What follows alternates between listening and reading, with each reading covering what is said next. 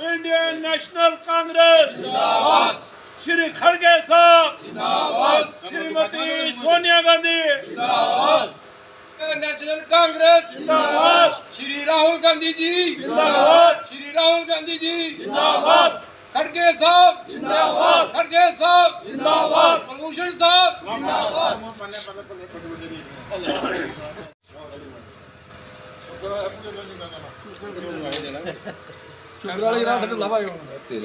पहले पूरा थे पड़ा था ना चलो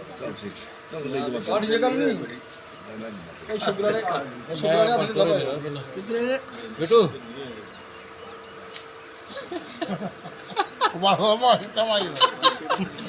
बकार सूल बाबी जी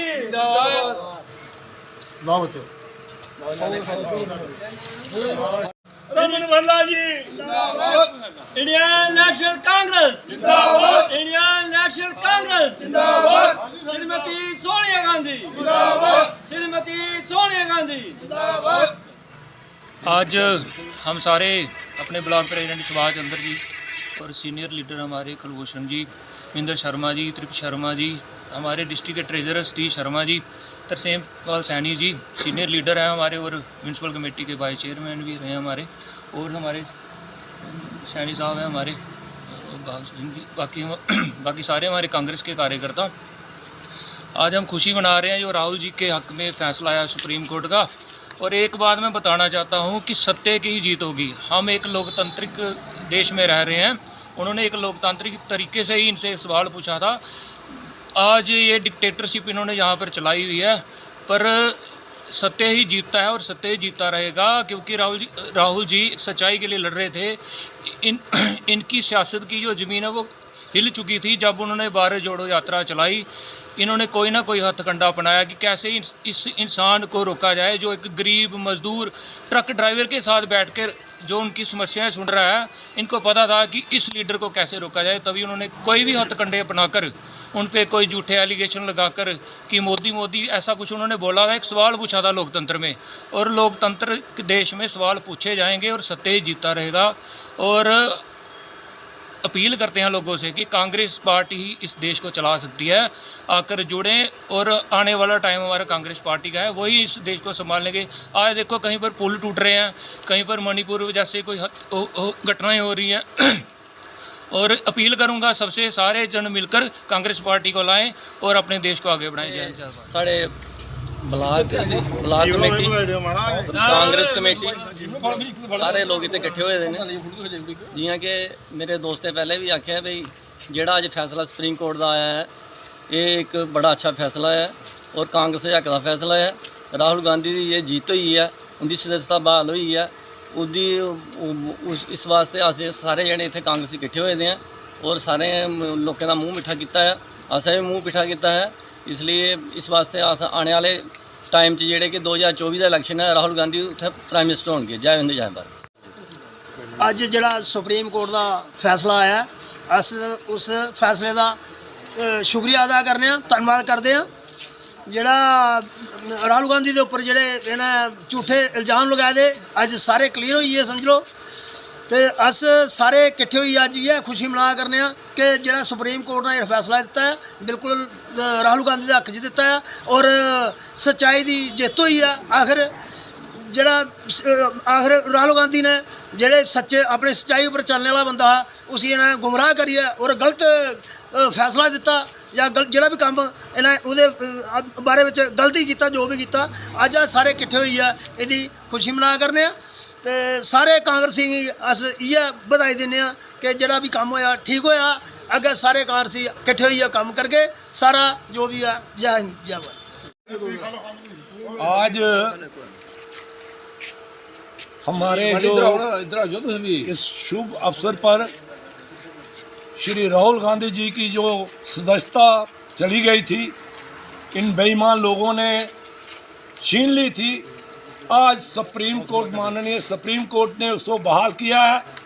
उस खुशी में आज हम हमारे जो कार्यकर्ता नगरी के हैं या डिस्ट्रिक्ट लेवल से कार्यकर्ता हैं आज इकट्ठे हुए हैं और उसकी खुशी में खुशी मना रहे हैं। जैसे आपने देखा कि पार्लियामेंट हाउस जो एक पार्लियामेंट हाउस जो संसद है एक पॉलिटिकली डेमोक्रेटिक सेटअप का मंदिर है। उस मंदिर में पूरे देश की कोई भी प्रॉब्लम हो, कोई भी समस्या हो, कोई भी सवाल हो, वहाँ पर किया जाता है। और जो विभिन्न विभिन्न कॉन्स्टिट्यूंसियों से नुमाइंदे आए हुए होते हैं वो अपने अपने इलाके के मसले प्रॉब्लम्स बताते हैं। मगर जैसे ऐसी सरकार बेईमान सरकार है कि किसी भी मसाइल का जवाब, किसी भी मसले का जवाब पार्लियामेंट हाउस में देने को तैयार नहीं है। वो चाहे अडानी अवानी का मसला हो, चाहे वो मणिपुर की बात हो, चाहे वो पहलवानों की बात हो, जो हमारे नेशनल पहलवान थे उनकी समस्या का हल करना था, तब भी ये मौन धारण करके हमारे प्राइम मिनिस्टर साहब बैठे हुए थे। एक शब्द भी मुंह से नहीं निकाला था। नहीं होती, कोई भी कुछ नहीं होता।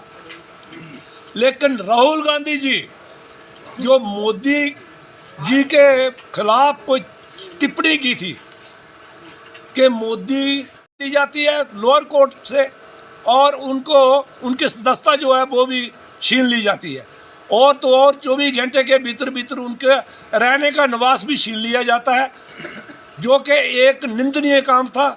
आज तक कई ऐसे लीडरान हैं जो ना तो अब MP रहे हैं, ना कोई मिनिस्टर है, उनके पास उनका रहने का जो रिहाइश है वो नहीं छीनी अभी तक।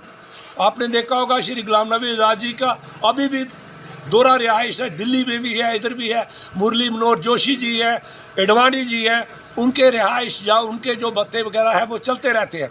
उनका किसी का भी घर नहीं छीना। लेकिन मात्र राहुल गांधी जी को एक मतलब विशेष तरीके से उसको एक परेशान करने के लिए कि ताकि ये डर जाए, लेकिन वो डरने वाले शख्स नहीं है। वो देश के बेटे हैं, देश की एक परिवार ने उनके 3 प्राइम मिनिस्टर दिए हैं, देश को एक रोशनी दी है। उन्होंने आज माननीय सुप्रीम कोर्ट ने जो अपना निर्णय सुनवाया है वो सराहनीय है और आज खुशी का वो मना रहे हैं। यही बात कहते हुए मैं आभारी हूँ। जय हिंद, जय भारत। ਸਾਡੀ ਜਿਹੜੀ ਡਿਸਟ੍ਰਿਕਟ ਕਮੇਟੀ ਹੈ, ਬਲਾਕ ਕਮੇਟੀ ਕਾਂਗਰਸ ਦੀ, ਅੱਜ ਇੱਥੇ ਅਸੀਂ ਖੁਸ਼ੀ ਦਾ ਇਜ਼ਹਾਰ ਜਿਹੜਾ ਕਰਨੇ ਆ ਉਹ ਕਰਨੇ ਆ ਕਿ ਸਾਡੇ ਰਾਹੁਲ ਗਾਂਧੀ ਜੀ ਜਿਹੜੇ ਸਾਡੇ ਪ੍ਰਾਈਮ ਮਿਨਿਸਟਰ ਦੇ ਦਾਅਵੇਦਾਰ ਨੇ ਕਾਂਗਰਸ ਪਾਰਟੀ ਦਾ। ਅੱਜ ਹਿੰਦੁਸਤਾਨ 'ਚ ਬੱਚਾ ਜਿਹੜਾ ਉਹ ਆਖਦਾ ਕਿ ਰਾਹੁਲ ਗਾਂਧੀ ਜਿਹੜੇ ਪ੍ਰਧਾਨ ਮੰਤਰੀ ਦੇ ਦਾਅਵੇਦਾਰ ਨੇ ਔਰ ਬੜੇ ਉਹ ਗਰੀਬਾਂ ਦੇ ਮਸੀਹਾ ਨੇ, ਉਹਦੇ ਉੱਪਰ ਜਿਹੜਾ ਇਹਨੇ ਐਲੀਗੇਸ਼ਨ ਲਾਇਆ ਦਾ ਝੂਠਾ ਕਿ ਇਹਨੇ ਵਿਦੇਸ਼ ਜਾਈਏ ਤਾਂ ਕਿ ਨਾ ਇੰਡੀਆ ਦੀ ਕਿ ਨਾ ਹਿੰਦੁਸਤਾਨ ਦੇ ਖਿਲਾਫ ਗੱਲਾਂ ਕੀਤੀਆਂ ਨੇ, ਸਾਡੀ ਉਹਦੀ ਬੇਇੱਜ਼ਤੀ ਹੁੰਦੀ ਹੈ, ਜੇ ਹੈ ਉਹ ਹੈ। ਉਹਦੇ ਕੋਲ ਜ਼ਿਆਦਾ ਪ੍ਰਧਾਨ ਮੰਤਰੀ ਨੇ ਕੀਤੀ ਦੀਆਂ ਨੇ। ਮੈਂ ਇੱਕ ਵੀਡੀਓ ਸੁਣਿਆ ਪ੍ਰਧਾਨ ਮੰਤਰੀ ਸਾਹਿਬ ਨੇ ਉੱਥੇ ਬੋਲਿਆ ਦਾ ਕਿ ਮੈਂ ਬਹੁਤ ਮਾੜੇ ਕਰਮ ਕੀਤੇ ਜਿਹੜਾ ਐਸੇ ਹਿੰਦੁਸਤਾਨ ਵਿੱਚ ਜਨਮ ਲਿਆ। ਇਸ ਤੋਂ ਜ਼ਿਆਦਾ ਇਹਦੇ ਕੋਲ ਜ਼ਿਆਦਾ ਤਾਂ ਰਾਹੁਲ ਗਾਂਧੀ ਨੇ ਕੋਈ ਗੱਲ ਨਹੀਂ ਬੋਲੀ ਦੀ ਹੈ। ਉਹਨੇ ਇਹ ਗੱਲ ਬੋਲੀ ਦੀ ਸੀ ਕਿ ਸਾਡੇ ਹਿੰਦੁਸਤਾਨ 'ਚ ਡੈਮੋਕ੍ਰੇਸੀ ਜਿਹੜੀ ਖਤਮ ਹੋ ਗਈ, ਇਹ ਬੋਲੇ। ਤੇ ਇਹਦੇ 'ਚ ਕੋਈ ਏਡੀ ਵੱਡੀ ਗੱਲ ਤਾਂ ਹੈ ਹੀ ਨਹੀਂ ਕਿ ਉਹਨੇ ਉਹਦੀ ਸਦੱਸਤਾ ਕੈਂਸਲ ਕੀਤੀ ਜਾ, ਰੱਦ ਕੀਤੀ ਜਾ, ਉਹਦਾ ਜਿਹੜਾ ਘਰ ਸੀਨਾ ਲਿੱਤਾ ਜਾ।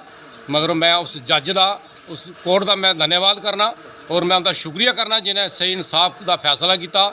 ਰਾਹੁਲ ਗਾਂਧੀ ਸਾਹਿਬ ਦੀ ਸਦੱਸਤਾ ਜਿਹੜੀ ਬਹਾਲ ਕੀਤੀ ਹੈ ਔਰ ਜਿਹੜਾ ਉਹਦੇ ਉੱਪਰ ਕੇਸ ਕੀਤੇ ਦਾ ਉਹ ਵੀ ਕੈਂਸਲ ਕੀਤਾ, ਸਟੇ ਹੋਇਆ, ਤੇ ਉਹਦਾ ਮੈਂ ਧੰਨਵਾਦ ਕਰਨਾ। ਔਰ ਮੈਂ ਇੱਕ ਗੱਲ ਹੋਰ ਰੱਖਣਾ ਚਾਹੁੰਦਾ, ਇਹ ਜਿਹੜੀ ਸਰਕਾਰ ਆਖਦੀ ਹੈ ਕਿ ਬੇਟੀ ਪੜ੍ਹਾਓ ਔਰ ਬੇਟੀ ਬਚਾਓ, ਇਹ ਸਿਰਫ ਆਖਣੇ 'ਚ ਗੱਲ ਹੈ, ਮਗਰ ਇਹਦੀ ਗੱਲ ਉਹ ਕਰਨੇ 'ਚ ਅਮਲ 'ਚ ਨਹੀਂ ਆਉਂਦੀ ਹੈ। ਕਤਨੀ ਔਰ ਕਰਨੀ 'ਚ ਬੜਾ ਫਰਕ ਹੈ। ਇਹਦੇ 'ਚ ਅੱਜ ਬੇਟੀਆਂ ਦੀ ਜਿਹੜੀ ਹਾਲਤ ਹੋਈ ਮਣੀਪੁਰ 'ਚ, ਮੈਂ ਤਾਂ ਕੱਲ੍ਹ ਵੀ ਬੋਲਿਆ ਕਿ ਮੁਗਲਾਂ ਇੰਨਾ ਜ਼ੁਲਮ ਕੀਤਾ ਸਾਡੇ ਹਿੰਦੁਸਤਾਨ ਹਿੰਦੂਆਂ ਪਰ, ਅੰਗਰੇਜ਼ਾਂ ਇੰਨਾ ਕੀਤਾ, ਮਗਰ ਜੋ ਇਹਨਾਂ ਕੀਤਾ ਅੱਜ ਜੋ BJP ਸਰਕਾਰ ਨੇ ਸਾਡੀ ਬਹੁ ਬੇਟੀਆਂ ਕਿ ਨਾ ਕੀਤਾ, ਜਿਹੜਾ ਉਹ ਮੁਗਲਾਂ ਵੀ ਨਹੀਂ ਜ਼ੁਲਮ ਨਹੀਂ ਕੀਤਾ। ਇਹ ਬਹੁਤ ਤਾਨਾਸ਼ਾਹ ਔਰ ਬੜੀ ਮਤਲਬ ਕਿ ਡਿਕਟੇਟਰ ਸਰਕਾਰ ਹੈ। ਇਹਦੀ ਅਸੀਂ ਵੱਧ ਕੋਲੋਂ ਵੱਧ ਨਿੰਦਿਆ ਕਰਨੇ ਆ ਔਰ ਇਹਦੇ ਵਿਰੋਧ ਕਰਨੇ ਆ ਔਰ ਵਿਰੋਧ ਕਰਦੇ ਰਹੋਗੇ। ਔਰ ਆਉਣੇ ਵਾਲੇ ਜਿਹੜੇ ਸਾਡੇ ਕਾਂਗਰਸ ਦੇ ਜਿਹੜੇ ਨੇਤਾ ਜਿਹੜੇ ਨੇ ਉਹ ਬਿਲਕੁਲ ਡਟੀ ਜਾਂਦਾ ਵਿਰੋਧ ਕਰਨਗੇ ਔਰ ਇसी नंगा करेंगे इस पार्टी की जिन्हें गरीब अमीर छोटा तबका जो बर्बाद करीता है। महंगाई, बेरोजगारी, भ्रष्टाचारी, आज देखो जोड़े पुलें के काम हो आते हैं। अज 70 साल होए उत्थे कांग्रेस का राज जो रहा साढ़े JNK और भी पार्टियों का रहा, कभी रास्ता साढ़ा बंद नहीं होया। जोड़ा अज साढ़ा हाईवे रोड बंद है, कहना किन्नी शर्म वाली गल है। और टोल जोड़ा टैक्स पर टैक्स लिया करते, मगर पुल का साधन रस्ते का साधन कोई नहीं है। इस वास्ते अं अज किट्ठे होए इतने कि राहुल गांधी जोड़े साढ़े अज उनकी सदस्यता जी हुई है, बहाल हुई है, उस खुशी किट्ठे होए। जय हिंद।